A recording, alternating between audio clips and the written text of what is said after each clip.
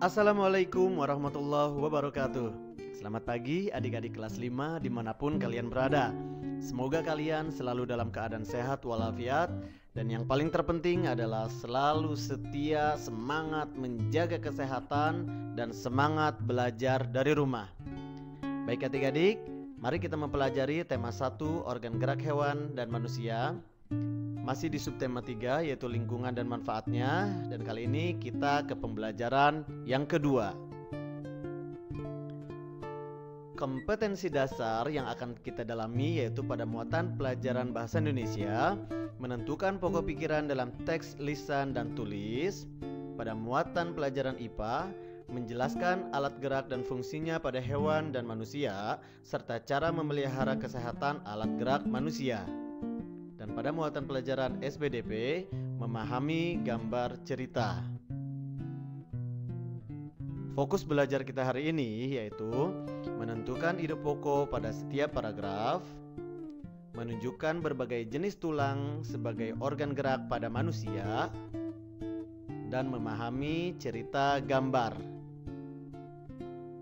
Sebelum kita mempelajari materi ini lebih jauh, mari kita amati gambar berikut ini. Perhatikan keterampilan tangan dan kaki para pengrajin gerabah.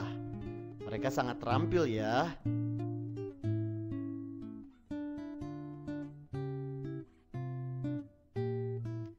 Rangka dan otot, khususnya pada tangan dan kaki, mampu berfungsi dengan baik. Coba kamu perhatikan pengrajin tua itu. Kasihan sekali. Tubuhnya sekarang bungkuk. Pada saat mudanya, dulu dia terus memaksakan tubuhnya untuk bekerja tanpa mempedulikan waktu beristirahat. Sejak muda, dia pengrajin yang rajin dan pekerja keras. Namun, sayangnya dia melupakan waktu untuk beristirahat. Pada akhirnya, kini tubuhnya menjadi bungkuk.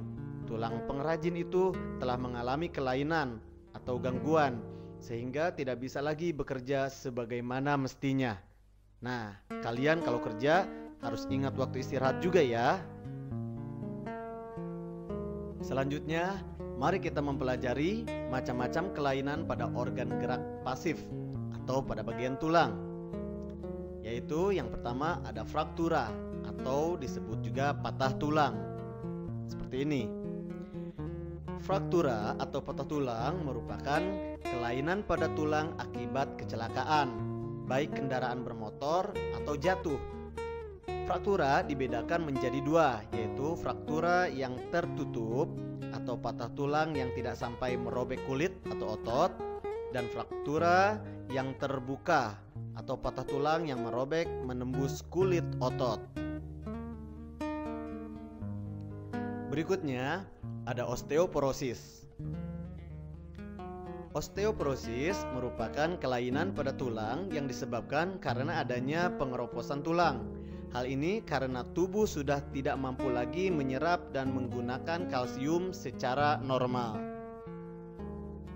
Kemudian ada fisura atau retak tulang. Fisura atau retak tulang merupakan kelainan tulang yang menimbulkan keretakan pada tulang akibat kecelakaan. Tidak sampai patah ya. Selanjutnya ada lordosis. Contohnya posisi duduknya seperti ini. Kalian pernah kan duduk seperti ini?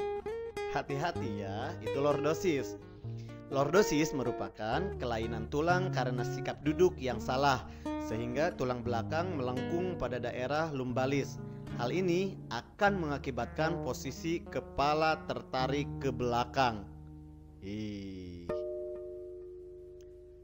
Selanjutnya ada skoliosis. Seperti ini. Waduh, gak enak banget kelihatannya ya. Skoliosis merupakan kelainan tulang karena sikap duduk yang salah, sehingga tulang belakang melengkung ke arah samping. Hal ini akan menyebabkan badan akan bengkok dan membentuk huruf S. Kemudian ada kifosis.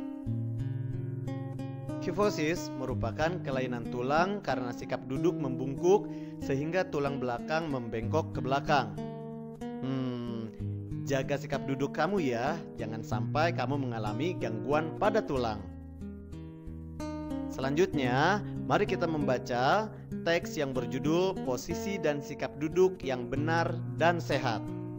Baca sampai selesai, kemudian kamu dapat menentukan ide pokok pada setiap paragraf seperti ini. Nah, kamu sudah membaca bacaan di atas kan? Tentunya kamu sudah memahami isi bacaan tersebut. Bacaan di atas bisa disajikan dalam bentuk komik agar lebih menarik. Contohnya seperti ini. Posisi duduk yang benar dan sehat. Menarik kan kalau dibuat menjadi sebuah komik? Lantas, apakah komik itu? Komik adalah suatu bentuk seni yang menggunakan gambar-gambar tidak bergerak dan disusun sedemikian rupa sehingga membentuk jalinan cerita. Biasanya komik dicetak di atas kertas dan dilengkapi dengan teks. Teks dalam komik berfungsi untuk menjelaskan, melengkapi, dan memperdalam penyampaian gambar secara keseluruhan. Teks atau kata-kata biasanya disajikan dalam gelembung-gelembung yang diserasikan dengan gambar. Sekarang giliranmu, buatlah komik dengan memilih salah satu tema berikut ini. Yang pertama, sikap dan posisi membaca yang benar, atau proses pembuatan gerabah, atau berolahraga. Silakan buat komik sesuai yang kamu pilih. Buatlah pada buku gambar atau kertas gambarmu, mintalah pendapat dari orang tuamu dan anggota keluargamu, kemudian hasilnya foto dan unggah ke link yang sudah disiapkan. Selamat belajar dari rumah.